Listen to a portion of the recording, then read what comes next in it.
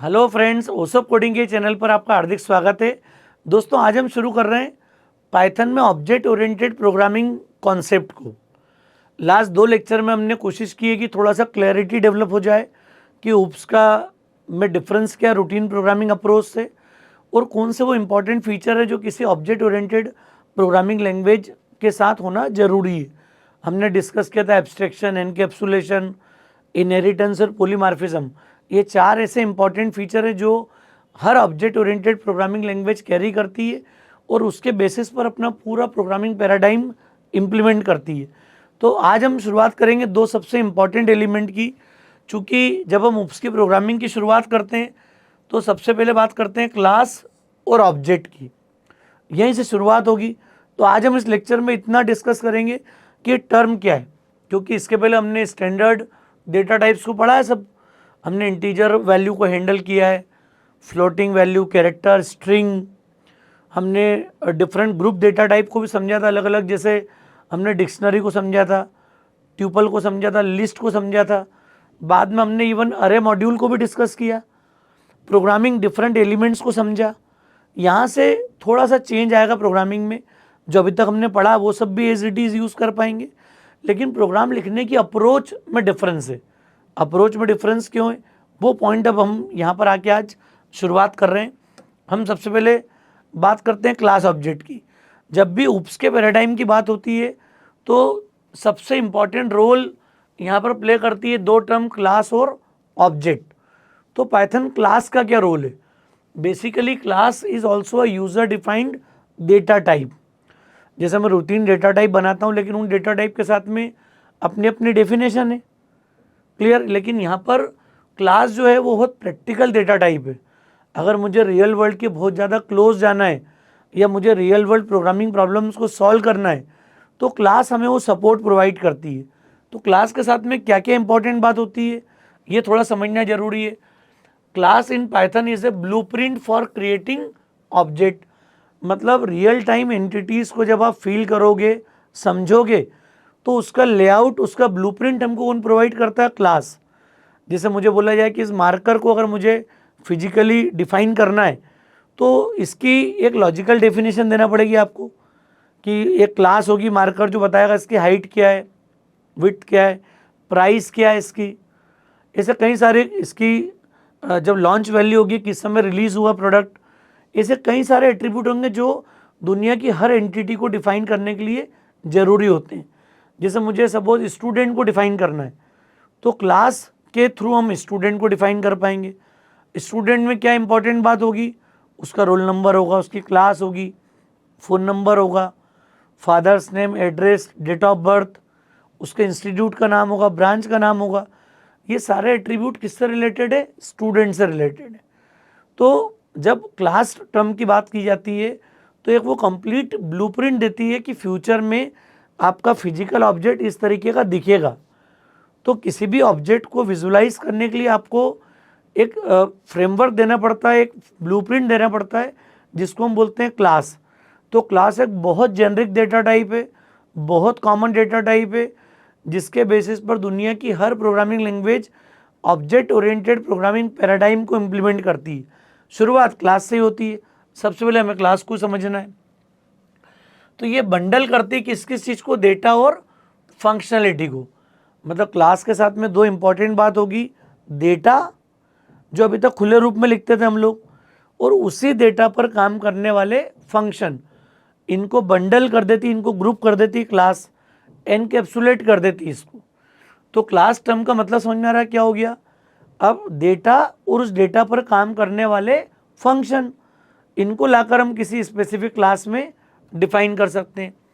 Allowing for the creation of new instances of that type. मतलब एक बार मैंने template बना दिया, फर्मा बना दिया, क्लियर, एक आपका मॉडल रेडी हो गया। अब जब भी फ्यूचर में आप अलग अलग इंस्टांस क्रिएट करोगे तो वो उस पूरी डेफिनेशन को सेटिस्फाई करेगा।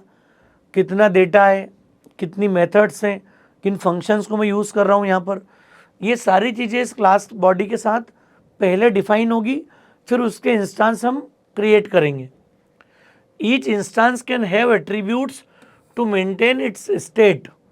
जैसे होता है ना कि अगर ना मुझे बोला जाए कि स्टूडेंट है, तो मैं अगर स्टूडेंट 1 की बात करूँगा तो उसका अपने एक रोल नंबर होगा, उसका नेम होगा, उसकी क्लास होगी, उसका फ़ोन नंबर होगा, उसके अदर डिटेल्स होंगी मेरे पास।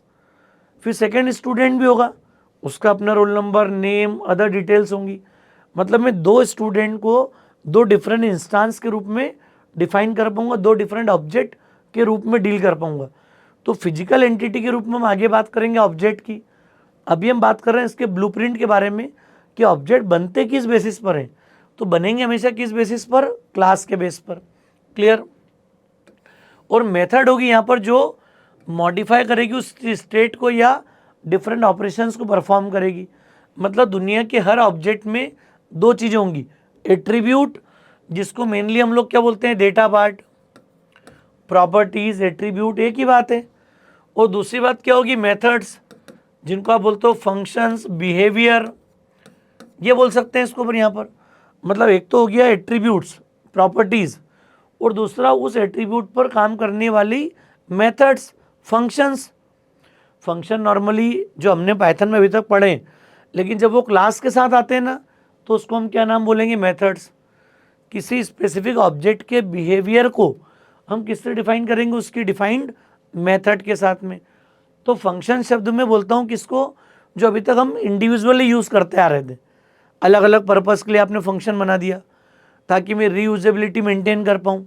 यहाँ पर क्या होगा, किसी भी ऑब्जेक्ट के बिहेवियर को बताने के लिए, उसकी प्रोसेस को डिफाइन करने के लिए वी नीड मेथड्स। तो फंक्शन को क्लास में जाने के बाद हम क्या बोलते हैं, मेथड्स। ये आदत जरूर डालना पड़ेगी आपको यहाँ पर। इसके बाद classes promote code organization, reusability and modelling of real world entities in a structured manner. मतलब रियल वर्ल्ड एंटिटी मतलब मैंने क्या बताया, marker, mouse, keyboard, fan, tube light, digital panel, camera, ये सब क्या है, these are the physical objects. और हर ऑब्जेक्ट के अपने एट्रीब्यूट्स हैं, अपनी फंक्शनलिटी है। हर ऑब्जेक्ट का एक मेजर रोल है, वो करता क्या है। मार्कर की अपनी एक फंक्शनिंग है, माउस का अपना रोल डिफाइंड है, पैनल की अपनी अलग डेफिनेशन है, कैमरे की अपनी अलग डेफिनेशन है। तो ये दुनिया के हर ऑब्जेक्ट का अपना एक बिहेवियर है। तो जब भी मैं किसी क्लास के रूप में इसको फ्रेम करने जाऊंगा, इसको ब्लूप्रिंट इसका देने जाऊंगा, तो मुझे डेटा और उस पर काम करने वाली मेथड, इन दोनों को एक साथ डिफाइन करना जरूरी है। ये बहुत इंपॉर्टेंट टर्म है दोस्तों, ध्यान रखना जरूरी है। तो क्लास हम लोग कीवर्ड यूज़ करेंगे अब, as a user defined data type. फिर आ जाएगा क्लास का नाम और कॉलन, जैसे इफ़ के बाद, व्हाइल के बाद, फॉर के बाद। हमने देखा है ब्लॉक, पाइथन में ब्लॉक क्रिएट किससे करते हैं हम लोग, कॉलन के थ्रू। फिर इंडेंटेशन के साथ we give the definition of class. Class definition means what, we can define attribute and methods. ये दोनों चीज़ें यहाँ पर आ सकती है क्लास बॉडी के अंदर। ये एक एनकैप्सुलेट कर देगी क्लास, एट्रीब्यूट को भी और मेथड को भी। अभी हम बात करेंगे प्रैक्टिकली ये कैसे इसको एनकैप्सुलेट करती, कैसे बंडल करती दोनों टर्म को। फिर आती टर्म थोड़ा सा प्रैक्टिकल यूसेज अगर देखेंगे हम, तो हम बात करते हैं ऑब्जेक्ट की। ऑब्जेक्ट मतलब it is an instance of a class. अरे क्लास तो एक टेम्पलेट है, आपने बना दिया कि ये ब्लूप्रिंट है। अब इस टाइप की कॉपी बनाना है मुझे, तो we create this object 1, object 2, object 3, object 4। मतलब क्या हो गया, every object will be a separate instance. मतलब ये समझना आप, एक पैटर्न बना दिया, अब इसकी मुझे 1000 कॉपी बनानी है, then we need to create 1000 different pens. मुझे 10 स्टूडेंट डिफाइन करना है, स्टूडेंट एक क्लास है, ऐसे मुझे 10 स्टूडेंट बनाना है फिजिकली, जिनके कौन कौन से एट्रीब्यूट रखूँगा, उसका roll number, name, class, phone number, father's name. तो ये सब 10 फिजिकल अलग अलग 10 स्टूडेंट क्रिएट करना पड़ेंगे मुझे। तो दुनिया की जैसे कार अगर कोई क्लास है तो उसके अपने एट्रीब्यूट होंगे, मॉडल नंबर, इंजन नंबर, उसकी प्राइस। आपने डिफाइन कर दिया कि ऑटोमेटिक है, मैनुअल ट्रांसमिशन है। टू व्हीलर के लिए मैं कोई प्लानिंग कर रहा हूँ तो बाइक को लेके मैंने क्लास बना दी यहाँ पर, उसके अपने एट्रीब्यूट्स होंगे। तो मीनिंग क्या है, दुनिया के किसी भी ऑब्जेक्ट को, किसी भी रियल वर्ल्ड ऑब्जेक्ट को मैं डेटा और फंक्शन मतलब मेथड के साथ डिफाइन कर सकता हूँ क्लास के थ्रू। और जैसे ही मैं ऑब्जेक्ट बनाऊंगा उसका हर ऑब्जेक्ट उस क्लास का एक सेपरेट इंस्टांस के रूप में डिफाइन होगा। So OB1 will be one instance and OB2 will be the second instance. ऐसे में n नंबर ऑफ इंस्टांस बना सकता हूँ। That means we have n number of object. Clear? It's like a specific example created from the blueprint provided by the class। मतलब जो class ने जो blueprint दे दिया आपको कि इसमें इतने एट्रीब्यूट होंगे, इतने फंक्शन होंगे, अब आप उसकी कॉपी बनाते जाओ वन बाय वन। तो मैं अलग अलग कॉपी क्रिएट कर सकता हूँ, ऑब्जेक्ट 1, ऑब्जेक्ट 2। देखो यहाँ पर पाइथन ने आसान भी कर दिया। बाकी लैंग्वेजेस में डायनामिकली हम न्यू से क्रिएट करते हैं, लेकिन पाइथन में न्यू कीवर्ड की कोई रिक्वायरमेंट नहीं है, बस क्लास नेम और ब्रैकेट देना है आपको। ये इसी क्लास टाइप के ऑब्जेक्ट को क्रिएट कर देगा, इंस्टांस को क्रिएट कर देगा। एक क्लास के नंबर ऑफ इंस्टांस हो सकते हैं यहाँ पर। अब class is the blueprint but the object is the physical entity. तो क्लास जब भी टर्म डिफाइन होगी तो इट्स अ लॉजिकल एंटिटी। आप समझ पाओगे कि हाँ इस टाइप के फ्यूचर में मैं ऑब्जेक्ट क्रिएट कर पाऊंगा, बट क्लास ऑब्जेक्ट नहीं है। क्लास सिंपली एक ब्लूप्रिंट है, टेम्पलेट है, जिसको देखकर आप समझ पाओगे कि रन टाइम पर फ्यूचर में मैं किस तरह के ऑब्जेक्ट क्रिएट कर पाऊंगा। मेमोरी तो जब ऑब्जेक्ट बनेंगे जब ही लेगी वो। क्लियर? क्लास डेफिनेशन कोई मेमोरी ऑक्यूपाई नहीं करती है। Clear? Every instance occupies separate memory. मतलब OB1 की अपनी अलग मेमोरी होगी। अरे OB1 अलग किसी ऑब्जेक्ट को रिप्रेजेंट करेगा, OB2 किसी अलग ऑब्जेक्ट को रिप्रेजेंट करेगा, तो इसी की कॉपी बनती जाएगी फिजिकली। ये तो क्या है, ब्लूप्रिंट है बस। इस जैसी कॉपी बनती जाएगी यहाँ पर बार बार, n number of copy create कर लो आप। तो ये हमारा मेन मोटिव है। क्लास मतलब यूज़र डिफाइंड डेटा टाइप, कोई मेमोरी ऑक्यूपाई नहीं करेगी, उसमें एट्रीब्यूट होंगे और मेथड्स होंगी जो कि फ्यूचर में ऑब्जेक्ट बनाने में सपोर्ट करेगी। और जब मैं ऑब्जेक्ट क्रिएट करने की बात करूँगा तो बड़ी आसानी से मैं OB1 इक्वल टू और क्लास नेम ऐसा दे सकते हैं यहाँ पर। तो देखते हैं हम लोग कैसे पाइथन में क्लासेस को डिफाइन करेंगे और उसके एट्रीब्यूट और बिहेवियर को किस तरीके से यूज़ करेंगे प्रोग्रामिंग में। तो ये देखते हैं। मैंने क्लास कीवर्ड यूज़ कर लिया यहाँ पर, क्लास, और हमने इसको नाम दे दिया टेस्ट और कॉलन। या आपको अगर मैंने स्टूडेंट की बात की थी अभी, तो मैं स्टूडेंट क्लास बना दूं यहाँ पर। जैसे मैंने क्लास बनाई, इंडेंटेशन दे दिया कॉलन के बाद। Now we can define data और मेथड्स। मतलब यहाँ पर आना क्या चाहिए मेरे पास, डेटा होगा, फिर मैं क्या दे सकता हूँ, मेथड्स। ये दो चीज़ होगी दुनिया की हर क्लास का, यही बेसिक स्ट्रक्चर होगा। डेटा पार्ट होगा और क्या होगा मेरे पास, समझ में आ रहा है अभी क्या बोलना चाह रहे हैं हम। क्लास, स्टूडेंट, डेटा और मेथड्स, ये हमने डिफाइन कर दी यहाँ पर। अब आप ये देखो कि जब मुझे डेटा बनाना है तो डेटा क्या है। तो डेटा को नॉर्मली अगर मैं ऊपर डिक्लेयर कर दूंगा क्लास में तो ये क्लास वेरिएबल काउंट होगा, ये इंस्टांस वेरिएबल नहीं बनेगा। तो क्लास डेफिनेशन देने के लिए मुझे क्या करना पड़ेगा, यहाँ पर मैंने इस जगह पे दे दिया डेफिनेशन फंक्शन की, और अब मैंने बोल दिया सेट डेटा। सेट डेटा में पहला कीवर्ड आ जाएगा सेल्फ। मैं इसका नाम बदल भी सकता हूँ, पर प्रैक्टिस रखना है आपको।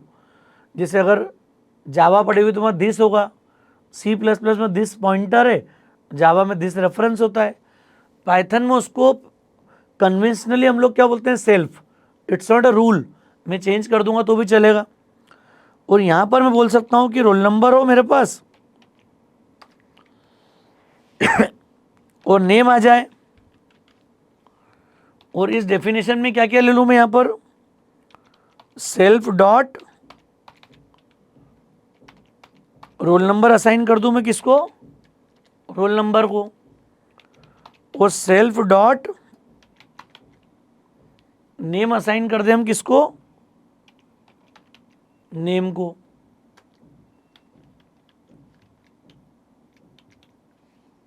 ये हमने असाइन कर दिया दोनों को। ये हमारी एक डेफिनेशन आ गई इस स्टूडेंट के बिहेवियर को एक चीज़ समझना, C++ में जावा में आपको डेटा मेंबर ऊपर डिक्लेयर करना पड़ते हैं। पाइथन में अगर आप इसके बाहर जाके कुछ लिखोगे तो वो क्लास लेवल का वेरिएबल काउंट होगा, वो मैं भी आपसे डिस्कस करूँगा। इसलिए यहाँ पर ओप्स की प्रैक्टिस कैसे डेवलप करना है आपको, ये बहुत इसेंशियल है।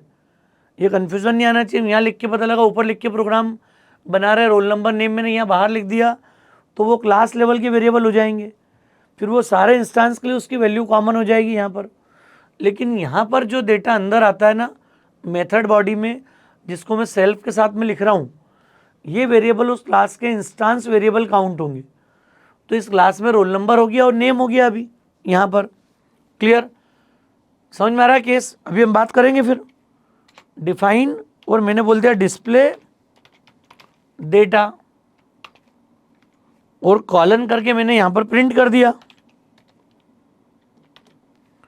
क्या प्रिंट कर दिया हमने यहाँ पर? डबल कोट्स में roll number equal to, curly bracket में हमने दे दिया रोल नंबर, इसको एफ स्ट्रिंग दे दी हमने यहाँ पर। अच्छा, एक पैरामीटर जरूरी भेजना अपने को सेल्फ, कुछ नहीं भी होगा तो आपको भेजना पड़ेगा। अरे इंस्टेंस वेरिएबल कहाँ से उठाओगे? तो सेल्फ डॉट रोल नंबर, ये हमने डिफाइन कर दिया है। क्लियर है केस? फिर हमने दे दिया प्रिंट, और मैंने दे दिया name equal to,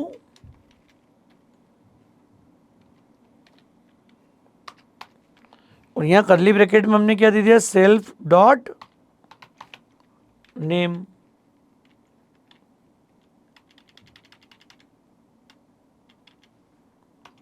clear? F string के साथ ही प्रिंट कर रहे हैं अभी अपन दोनों को।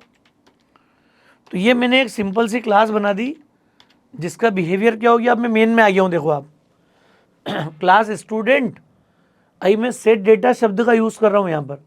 कुछ किताबों में गेट डेटा होता है, यहाँ पे कंस्ट्रक्टर भी डायरेक्ट बता देते हैं, तो मैंने अभी कंस्ट्रक्टर यूज़ नहीं करा। मैंने सिंपल एक फंक्शन बनाया सेट डेटा मेथड, जो बाहर से डेटा मेन से किसको देगी? इस क्लास को।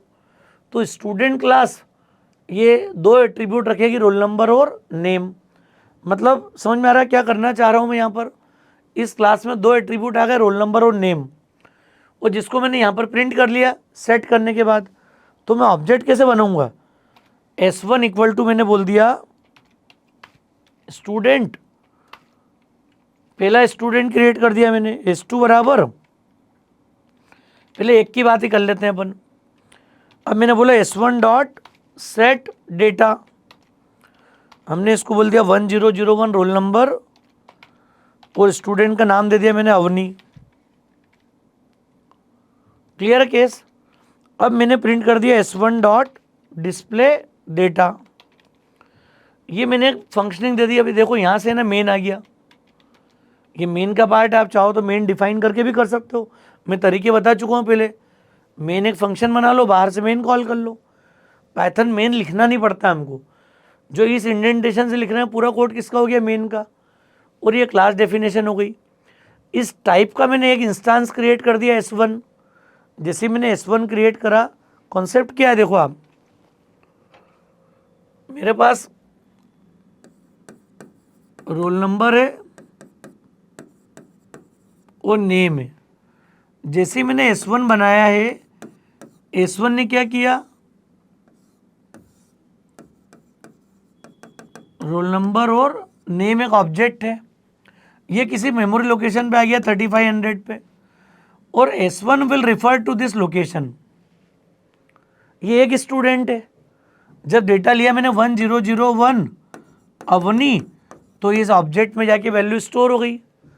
अब ऑब्जेक्ट क्या हो गया? देखो उप्स का फ़ायदा समझो। इस ऑब्जेक्ट का अपना डेटा और अपने function, display data, set data, ये इसी ऑब्जेक्ट पे वर्कआउट करेगी। अगर मैंने सेकंड बना लिया इसमें, तो एक ऑब्जेक्ट और क्रिएट कर दिया। फिजिकली क्या हो गया?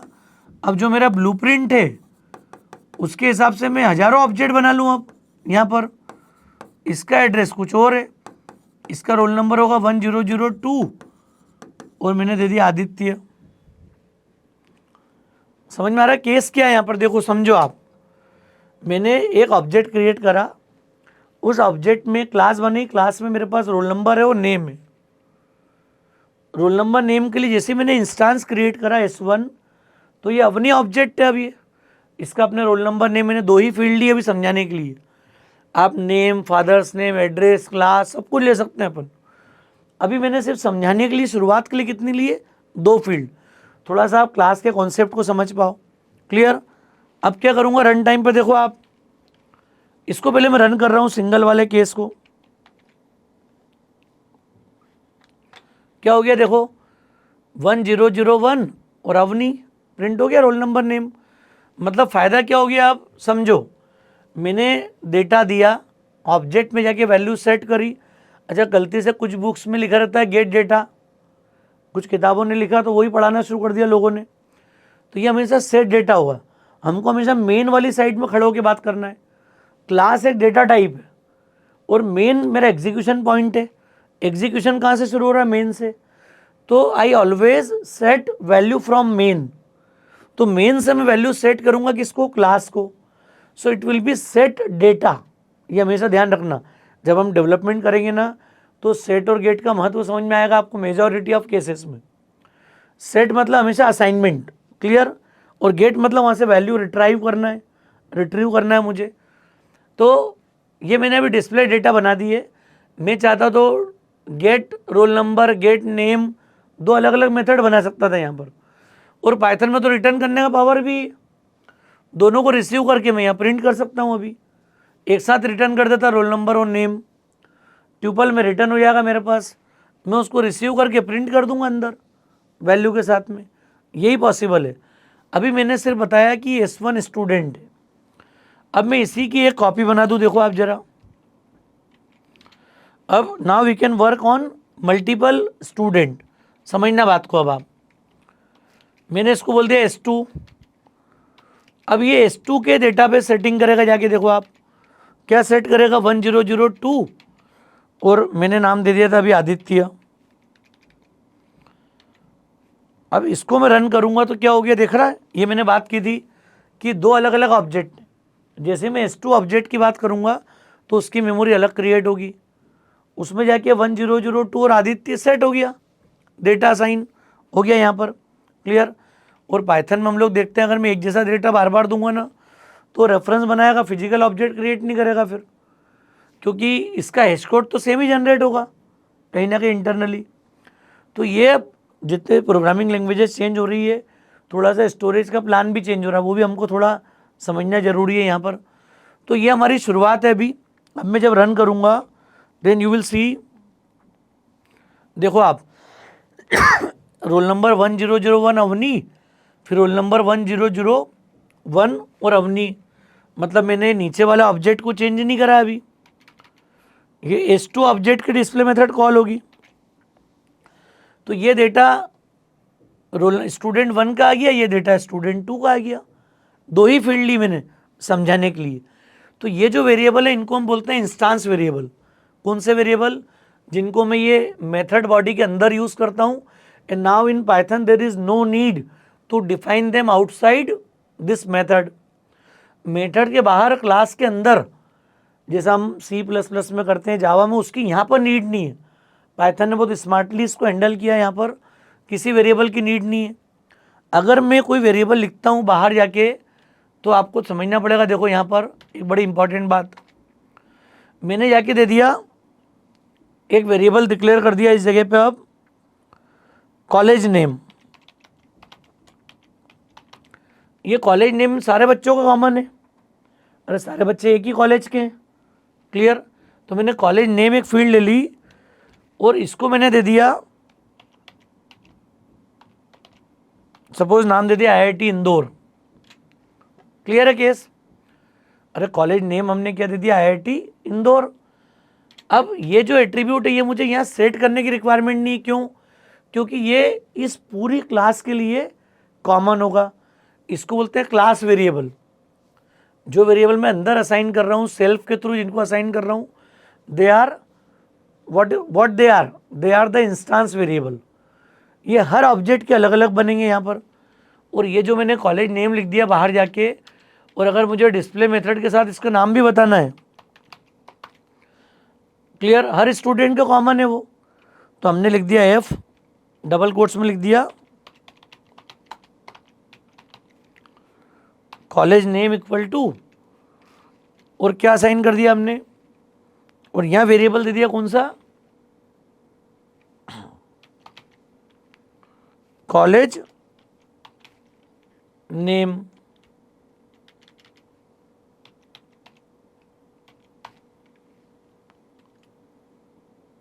सेल्फ डॉट कॉलेज नेम अपने डिफाइन कर दिया यहां पर, यह ऑब्जेक्ट से उठाना है, लेकिन इस वेरिएबल का डिफरेंस ध्यान रखना आप, जिस वेरिएबल को मैंने बाहर लिख दिया है ना, ये सारे ऑब्जेक्ट के लिए कॉमन है, मैंने यहाँ सेट नहीं करा, देखो आप, तो भी आपको S1 के डिस्प्ले में, S2 के डिस्प्ले में कॉलेज का नाम बराबर आएगा IIT इंदौर। ये पॉइंट पाइथन में बहुत इंपॉर्टेंट है। जो वेरिएबल मैं अंदर सेट कर रहा हूँ दे आर इंस्टांस वेरिएबल, जिसको बाहर लिख रहा हूँ they are class variable. Clear, class variable क्यों बोल रहे हैं समझ में आ रहा है, क्योंकि they are common for the complete class. Clear, इस पूरी क्लास के लिए कॉमन है। देखो मैंने यहाँ सेट करा कि अलग अलग, लेकिन मैं चाहूँगा तो कर सकता हूँ, बाहर से असाइनमेंट अगर हम चाहेंगे तो कर पाएंगे, पर अगर मुझे जो एट्रीब्यूट कॉमन यूज़ करना है सब जगह पे, उनको जाके बाहर लिख दो आप असाइनमेंट के साथ में। कैसे लिखना समझ में आ गया, क्लियर, टाइप अपने आप सेट हो गया उसका। रन करते हैं अपन, देखो अब आप, roll number Avni, college name IIT Indore, Aditya college name IIT Indore. Data मैंने सेट करा क्या, लेकिन मैंने S1 बनाया, S2 बनाया, S3 बनाया, 1000 ऑब्जेक्ट क्रिएट कर दूँ 1 बाय 1, तो भी आप नोटिस करोगे कि इन सब के लिए ये वाला एट्रीब्यूट हमारा college name that is common, इसको हम बोलते हैं class variable, and that is common for all the instances, all the objects. Clear, जो अंदर में डिफाइन कर रहा हूँ इनको हम लोग क्या मानते हैं यहाँ पर, इंस्टांस वेरिएबल। क्लियर, तो ये एक बेसिक डिफरेंस है, सिंगल ऑब्जेक्ट को या क्लास ऑब्जेक्ट को फील आप कर पाओ, कैसे इसको यूज़ कर पाएंगे आगे की प्रोग्रामिंग में हम। अच्छा, सेल्फ कन्वेंशनल है, अगर मैं यहाँ पर सेल्फ की जगह पे लिख दूँ अभी के दे दिया मैंने नाम, चलो तो आप देखोगे कि मैंने यहाँ लिख दिया के डॉट रोल नंबर, के डॉट नेम, तो ही प्रोग्राम चलेगा बराबर। डेटा अपडेट कर देता हूँ मैं सिर्फ, IIT बॉम्बे बोल दिया हमने यहाँ पर, क्या हो गया देखो आप, डेटा दिख रहा है IIT बॉम्बे आ गया। मतलब कॉन्सेप्ट क्या था, यहाँ सेल्फ लिया मैंने, यहाँ भी लिया था, हमको आदत कन्वेंशन किसका रखना है, सेल्फ का। पाइथन में throughout self keyword use होगा, but it's not a rule, there is no keyword defined self. Clear, जैसा दिस एक कीवर्ड होता था, रेफरेंस होता था यहाँ पर। क्लियर, यहाँ पर कौन है, सेल्फ। पाइथन ने आपको चॉइस दे दी, आप बोल दो माय ऑब्जेक्ट, माय क्लास ओबी, जिसको जैसे यूज़ करना है वो कर सकता है, लेकिन हम प्रेफरेंस क्या देंगे यहाँ पर कि इसको सेल्फ से डिफाइन करें। और ये पहला पैरामीटर होना जरूरी, ये भी ध्यान रखना आप, क्योंकि इसी के बेसिस पर हम इंस्टांस वेरिएबल को वैल्यू सेट कर पाएंगे। समझ में आ रहा है दोस्तों, क्लियर है कॉन्सेप्ट, सेल्फ क्यों जरूरी समझ में आ गया। ये जावा में दिस होता है वही रोल प्ले कर रहा है, तो self is a reference to the current class, और इसका रोल क्या है, this will use for binding. अगर ये सेल्फ नहीं होता अभी तो पाइथन डेटा को फंक्शन से, मेथड से बाइंड कैसे करेगी। तो जो मैं डेटा दे रहा हूँ यहाँ पर, ये डेटा मेथड स्पेसिफिक जा रहा है, लेकिन ये S1 के साथ बंडल कैसे होगा, तो इसके लिए यूज़ करते हैं बाइंडिंग। जब मैं 1002 आदित्य दूंगा तो ये S2 का डेटा क्यों काउंट हो रहा है, उसकी मेमोरी में जाके क्यों स्टोर हो रहा है। तो इस कॉन्सेप्ट के लिए यहाँ पर एक इम्पॉर्टेंट रोल होता है, that is binding, data binding. और डेटा बाइंडिंग का मतलब समझ में आ रहा है क्या है, कि जब मैंने S1 के लिए मेमोरी अलोकेट करी तो ये जो सेल्फ है, ये सेल्फ आइडेंटिफाई करेगा किसको, फंक्शन को, मेथड को, और फिर जाके वो उस ऑब्जेक्ट को उसके अंदर जाके सेट करेगा। तो ये सेल्फ जो होगा ना, ये डिफ़ॉल्ट ऑब्जेक्ट होगा हमेशा, एक ऑब्जेक्ट क्लास बॉडी में होगा ही होगा। जब मैंने S1 डॉट सेट डेटा बोला, इसका मतलब क्या हो गया, इस वैल्यू को समझो, इसके फंडामेंटल को मैं बता रहा हूँ। जब भी सेल्फ डॉट ऐसा लिखते हैं ना कहीं पे भी, तो इसका मतलब क्या हुआ, जो आपने कॉल किया था यहाँ पर, समझना बात को, बहुत इंपॉर्टेंट कॉन्सेप्ट है ये। अगर मैंने कॉल किया S1 डॉट सेट डेटा 1001 और अवनी सिंगल डबल जैसा भी लिखना हो, पाइथन में दोनों अलाउड है। अब ये जैसी वैल्यू जाती है ना, तो इसमें फर्स्ट पैरामीटर के रूप में कौन जाता है अब, अरे फर्स्ट पैरामीटर के रूप में कौन जाता है, सेल्फ। जैसी वैल्यू जाएगी ना, तो एक्चुअल में क्या हो गया, ये कॉल ऐसा हुआ, फंक्शन तो नॉर्मल है, इसमें पहले गया S1, फिर गया 1001 और फिर क्या गया, अवनी। तो ये S1 किसने रिसीव कर लिया, सेल्फ ने। इसके कारण ही ये जो डेटा वो S1 की मेमोरी में स्टोर हुआ। जब इस लाइन को S2 कॉल करेगा तो S2 पास हो जाएगा फंक्शन के साथ में, तो जो डेटा अंदर अटैच करेगा वो S2 वाले मेमोरी एरिया के अंदर करेगा। तो ये जो सेल्फ जो हमने पढ़ा है, this will use for binding. तो बाइंडिंग मतलब कैसा, अटैचमेंट है, बाइंडिंग है, लिंकिंग है। किसकी लिंकिंग है, डेटा विथ फंक्शन। फंक्शन और डेटा मतलब ऑब्जेक्ट के बीच के अटैचमेंट के लिए हम लोग किसका यूज़ करते हैं, सेल्फ का। क्योंकि डेटा अलग मेमोरी में स्टोर होता है, फंक्शन अलग मेमोरी में स्टोर हो रहे हैं। लेकिन इनको यूज़ कैसे करूँगा प्रोग्रामिंग में, तो ये इसका इंपॉर्टेंट रोल है। तो दोस्तों लेक्चर बहुत इंपॉर्टेंट है, ये कॉन्सेप्ट बहुत इंपॉर्टेंट है। ये हमेशा इमेजिन होना चाहिए कि अगर मैंने बोल दिया S1 डॉट डिस्प्ले डेटा, तो डिस्प्ले डेटा भी आपको किस बात को बता देगा कि डिस्प्ले डेटा में S1 ऐसे पैरामीटर गया साथ में कि भैया कौन से डेटा को प्रिंट करना है। तो डिस्प्ले फंक्शन में कौन आया, सेल्फ S1 आया, S2 आया। तो फिर इन्होंने बोला S1 का रोल नंबर नेम उठा लो, कॉलेज नेम उठा लाओ, S2 का roll number name college name उठा के ले आओ। तो ये UPS का पैराडाइम है, ये कॉन्सेप्ट समझना जरूरी है। And this is bundle, this is what, इसी कॉन्सेप्ट को हम बोलते हैं एनकैप्सुलेशन, जहाँ पे डेटा और मेथड को मैं बाइंड कर सकता हूँ, एक साथ क्लब कर सकता हूँ क्लास बॉडी के अंदर। तो ये दोस्तों हमारा एक बड़ा इंपॉर्टेंट कॉन्सेप्ट है, क्लियर। इसी को हम एनकैप्सुलेशन बोलते हैं। रन टाइम पर मैंने इसको अलग अलग कॉल कर लिया, डिफाइन कर दिया। अच्छा, क्लास वेरिएबल का रोल समझ में आ गया आपको। अगर मैं किसी एक वेरिएबल के लिए क्लास नेम बदलूंगा तो भी अलाउ हो जाएगा। देखो कॉलेज नेम मैं ये बोल दूं, अभी वैल्यू सेट करने के साथ मैंने बोल दिया S2 डॉट कॉलेज नेम, और असाइंस मैंने बोल दिया अब ITDAVV, नाम चेंज कर दिया S2 का। क्या हो जाएगा, इसको जब मैं रन करूंगा अब, तो आप देखोगे कि S1 के डेटा में कोई इफेक्ट नहीं पड़ा। जो क्लास लेवल पे डिफाइंड है ना सब जगह पे, मान लिया इस क्लास के अगर मैंने 50 इंस्टेंस क्रिएट करे तो S2 को छोड़कर S2 का ITDAVV हो गया। बाकी सबको क्या फ्रीडम है, बाकी सबका डेटा फिक्स हो गया, कौन सा, IIT बॉम्बे। तो ये समझना पड़ेगा, जो क्लास वेरिएबल है उसको हर ऑब्जेक्ट अपनी रिक्वायरमेंट के हिसाब से मॉडिफाई भी कर पा रहा है। क्लियर, समझ में आ रहा है केस। ये पाइथन ने फ्रीडम दिया है आपको काम करने का। बाकी लैंग्वेज में जो क्लास वेरिएबल होते हैं अगर वो अपडेट होते हैं तो सारे ऑब्जेक्ट के लिए चेंज हो जाते हैं। आपने अगर स्टैटिक के कंसेप्ट को वहाँ देखा होगा तो आपको क्लियर होगा। पाइथन में थोड़ा सा वर्किंग मॉडल यहाँ पर डिफरेंट है, समझ में आना जरूरी है आपको कि ये वेरिएबल क्लास लेवल का वेरिएबल है।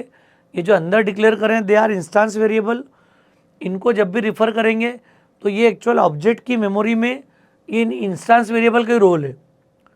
ये वेरिएबल तो आपका फिक्स हो गया है, क्लियर, सबकी वैल्यू सेट कर देगा वो। और इंडिविजुअल करने का बोल रहा है तो मेमोरी जैसी ऑब्जेक्ट की आएगी तो वो तुरंत कॉलेज नेम अपडेट कर देगा जाके उसका, क्लियर। तो ये एक थोड़ा सा इंपॉर्टेंट रोल है, समझना जरूरी है। पाइथन ने असाइनमेंट करके क्या कर दिया है, उस कॉलेज नेम वेरिएबल को सब जगह जाके चेंज कर दिया है। आपको कंस्ट्रक्टर में उसको जाके सेट नहीं करना है, ना सेट डेटा में जाके सेट करना है। तो ये हमारी बेसिक अप्रोच है प्रोग्रामिंग की। मुझे उम्मीद है कि थोड़ा सा क्लास ऑब्जेक्ट का सिनारियो आपको क्लियर हुआ होगा, सेल्फ का कॉन्सेप्ट समझ में आ गया होगा, एब्स्ट्रैक्शन का थॉट क्या है, एनकैप्सुलेशन क्या होता है ये क्लियर है यहाँ पर, क्योंकि जितना प्रॉपर एनकैप्सुलेशन उतना प्रॉपर एब्स्ट्रैक्शन। तो जब मैं यहाँ पर एब्स्ट्रैक्ट व्यू में चीज़ों को कॉल करूँगा तो ज़रूरी नहीं कि इस मेथड की इंटरनल चीज़ों को देखूँ, मैं डायरेक्ट कॉल कर सकता हूँ। यहाँ पर बाहर से मान लिया किसने मुझसे क्लास हाइड कर दी, किसी मॉड्यूल में रख दी, मुझे मॉड्यूल दे दिया कि आप इस क्लास को यूज़ करो अपने प्रोग्राम में, तो सब चीज़ मुझसे हिडन होगी। यार दैट इज़ कम्प्लीटली एब्स्ट्रैक्ट, और मैं जाके सीधे सीधे ऑब्जेक्ट बनाऊँ और उसकी मेथड से इंटरेक्ट करूँ अलग अलग। तो जितना प्रॉपर एनकैप्सुलेशन होगा उतना प्रॉपर एब्स्ट्रैक्शन होगा, ये ज़रूरी बात है। तो दोस्तों मुझे उम्मीद है लेक्चर आपको समझ में आया होगा। अब आगे मैं काफ़ी सारे प्रोग्रामिंग प्रॉब्लम डिस्कस करूँगा जिससे हम क्लास ऑब्जेक्ट को लेके और क्लैरिटी डेवलप कर ले, थोड़ा सा आपको कॉन्फिडेंस बने कि ऑब्जेक्ट ओरिएंटेड प्रोग्रामिंग पैराडाइम में और रूटीन फंक्शन में क्या डिफरेंस है। तो दोस्तों सेल्फ के कॉन्सेप्ट को अच्छे से ध्यान रखना, क्लियर, ऑब्जेक्ट की मेमोरी के कंसेप्ट को ध्यान रखना है, क्लास लेवल के वेरिएबल के कंसेप्ट को समझना जरूरी है, और कैसे मैं इंडिविजुअली क्लास वेरिएबल को अपडेट कर सकता हूँ ये भी आपको समझना जरूरी है। तो मुझे उम्मीद है आपको कॉन्सेप्ट समझ में आ गया होगा। लेक्चर ठीक लगा हो तो फ्रेंड्स को ज़रूर शेयर कीजिएगा, कमेंट करके बताइएगा कि ऑब्जेक्ट ओरिएंटेड प्रोग्रामिंग पैराडाइम की शुरुआत आपको कैसे लग रही है, आपका क्या फीडबैक है इसको लेकर, कमेंट करके ज़रूर बताइएगा। Thanks a lot.